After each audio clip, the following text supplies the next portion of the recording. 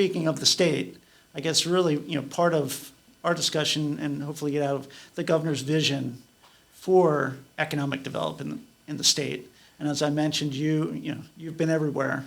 So it is, in its first year. Yeah. So you're looking in next year, the vision. So maybe you could share a little bit of that. Sure. The governor's vision, he's been pretty clear about, where we want to go and how we want to grow Maryland. And, we talk about making this Maryland's decade.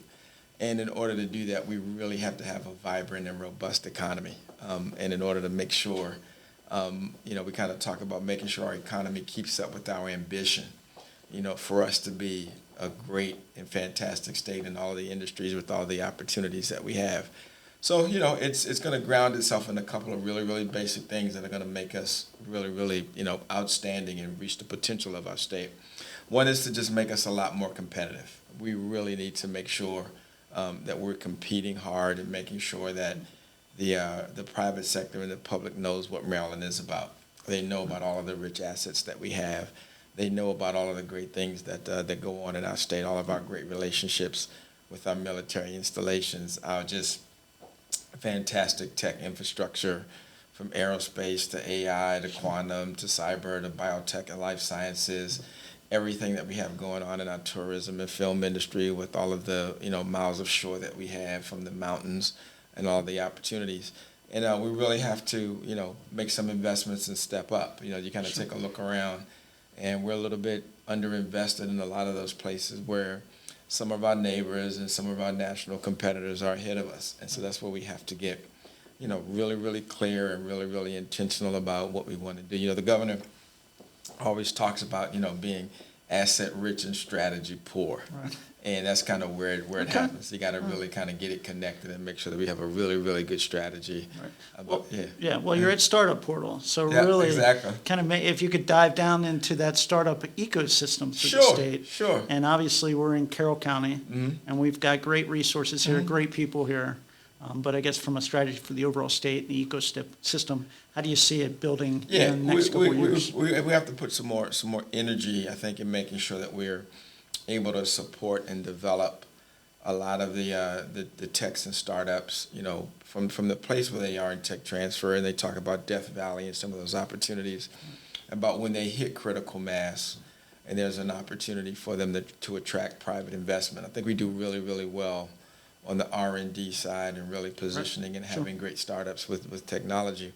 But I think where we lose out is helping to support, again, that really, really critical tech transfer space where they're not quite ready to attract private investment, but they are in need of some support and some help, whether it be from, organizationally, financially, and just kind of making sure that they're able to navigate that period.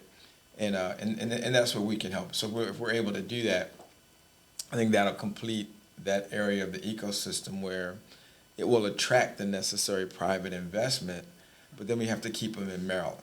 Right. And so right now, because we haven't, I believe we haven't done as well as we could be in terms of making sure that when they're ready for private investment, that they stay here. And again, that's from some very intentional and strategic investments about building out that ecosystem. That's a great point. Yeah. I mean, with the ecosystem, and you see it around the state, especially in technology with TechCo, there are resources there, but as you go and grow, making sure everybody in a state, kind of stays at home base, that's for sure. That's exactly right.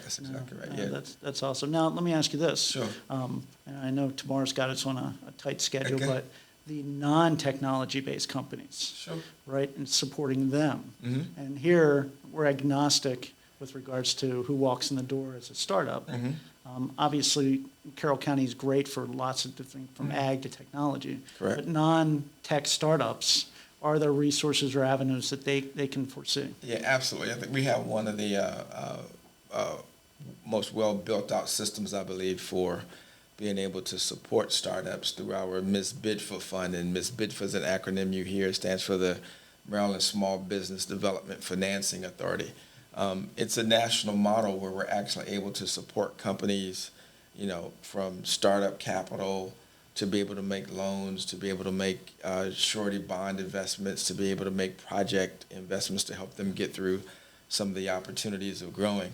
And then also, we're able to help provide some professional development up to as well.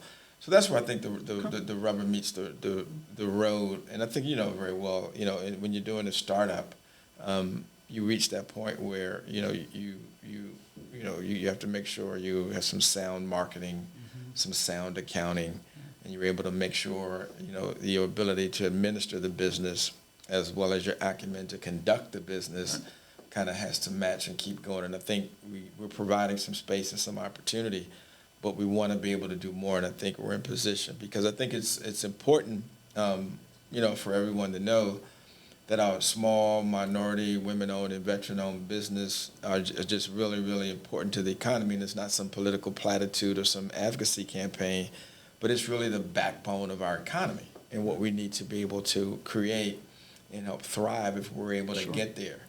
And then if we're, really going to do the hard work in making sure that as we build out the economy, it becomes equitable for everyone, it's going to be really, really important that we do that because, sometimes we've seen that if we do well at creating ecosystems and we do well at creating businesses, if there's still, a lot of socioeconomic, disjointedness and gaps, we probably haven't built it out right, or we probably haven't baked in some of the things that we need to in order for it to create the outcomes that we want. Right. Understood. Yeah, and here our focus is really the education side. Yeah.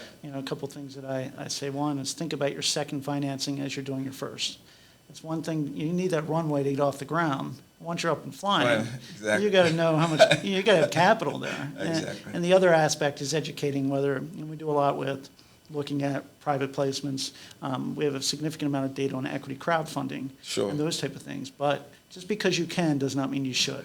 That's so correct. we focus on what's your business model, what's your projections, your plan, and making sure that people that make that step and they have energy, right? They are significant, energized people that they get far enough that help them just go along the way. So, but no, look, we appreciate you stopping by.